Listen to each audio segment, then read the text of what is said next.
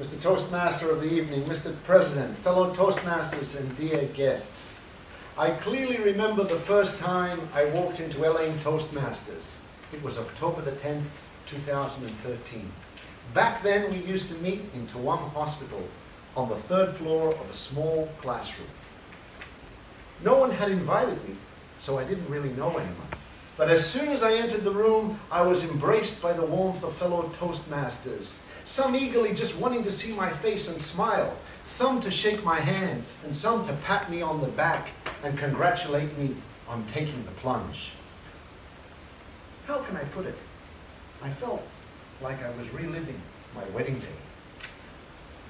Well, the night was over, and I turned around and said to my wife, "Wow, what a great bunch of people." "Yeah," my wife said, "amazing crowd." So, after 2 weeks, I was back for more. And this time, it was how my Toastmaster journey began. I was back for more, and before you know it, I was asked to get back onto the stage, to speak, and to do a table topic. And I did. And before the night was over, guess what? I got voted in as #1 table topic speaker. I received a ribbon, and I was applauded graciously. And I said to myself, wow, in this place, you get invited to come up on the stage, you're encouraged to speak, you get awarded, and you get applauded simply for opening your mouth and speaking. Something I get discouraged from doing at home at work. And so my Toastmaster journey began. And one night I received a telephone call that would change my life. Hello? Hello? Hello, is this Toastmaster Peter? Yes, this is Toastmaster Peter. Toastmaster Peter, good evening. This is Toastmaster Raja. How is your Toastmaster journey coming along? Fine, thank you. Toastmaster Peter, I have been watching you over these past months. You have made immense strides, and tonight I'm calling you to seriously consider becoming an officer of our club, a sergeant at arms. Well, thank you very much, Toastmaster Raja, but you know, I'm new at my job and kind of busy, and I'm married, and I have various hobbies I'm pursuing. Toastmaster Peter, I'm sure you'll do a great job. After all, you don't have 10 minutes to spare for your club members and your club, for the same people who support you and applaud you? Okay, I guess I do. And so, fellow Toastmasters, my Toastmaster journey began as Sergeant at Arms. Yes, I would come in 10 minutes before the meeting only to find that the timing machine wasn't working, that the banner was misplaced, that the gavel was nowhere to be found, and that the stopwatch was forgotten in somebody's car from the previous meeting. Yes, I was the one that told everyone to turn their phones to mute or switch them off. And when everyone was in the back munching and crunching and socializing, I was the one that would have to call everyone back and silence them and get them to come back to their seats. I was the undesirable one. And so the weeks turned into months and the months into more months. And then, one night, I received a telephone call. Hello? Hello, is this Toastmaster Peter?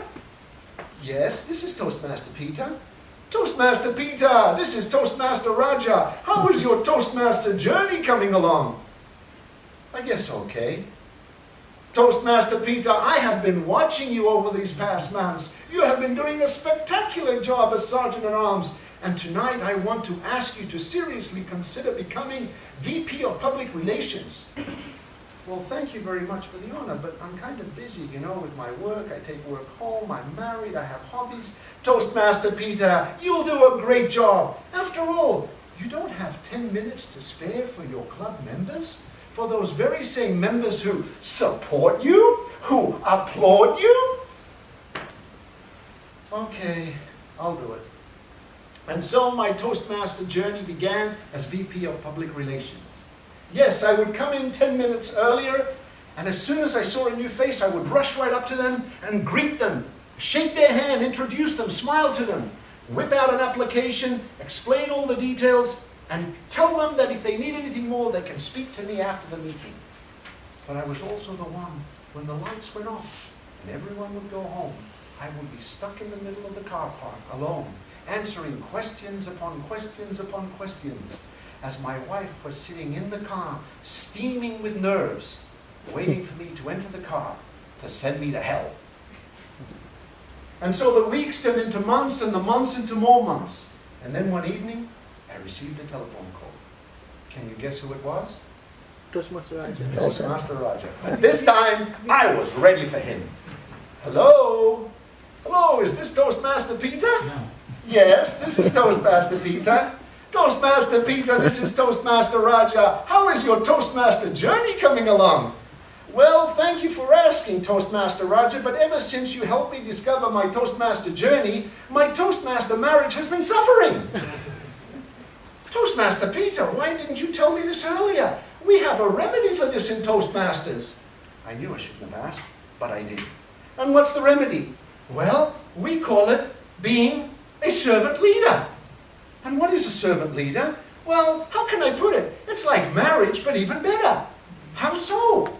Well, in Toastmasters, we pretend to serve, but we only lead. But at home and in marriage, you pretend to lead, but you always serve. Okay, thank you very much, Toastmaster Raja. Fellow Toastmasters, the years turned into years and into years and into years, and I went through my Toastmasters journey, through various roles, and I became a servant leader. And in the end, this is where leaders are made.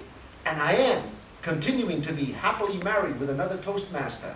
So next time anyone in this room asks you how your Toastmaster journey is coming along, be careful what you say, because you never know where it may lead. Over to you, Mr. Toastmaster.